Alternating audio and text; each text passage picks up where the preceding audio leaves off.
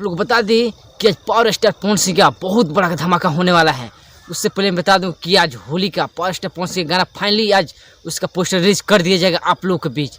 अगर आप चैनल का नाम जानना चाहते हैं तो प्लीज़ मेरे वीडियो को लाइक कर दीजिएगा और मेरे चैनल सब्सक्राइब कर दीजिएगा। आइए, welcome to my new channel Bhojpuri information में आप लोगों का स्वागत है। आज पावर स्टार पवन सिंह का बहुत बड़ा होली का धमाका होने वाला है। आप लोग बता दें मैं किस चैनल से आऊँगा उससे पहले मैं आप लोग को बता दूँ कि अभी तक मैं चैनल सब्सक्राइब नहीं किया तो प्लीज़ मेरे चैनल को सब्सक्राइब कर दीजिए और मेरे वीडियो को लाइक कर दीजिए। आइए हम अपना वीडियो स्टार्ट करते हैं। आप लोग बता दीजिए कि इस साल का पहला होली पावर स्टार पवन सिंह के आज शाम तक पोस्टर रिलीज कर दिया जाएगा। जिस चैनल से आने वाला है उसका मैं नाम रख दे रहा हूँ। उस चैनल का नाम है वे म्यूजिक।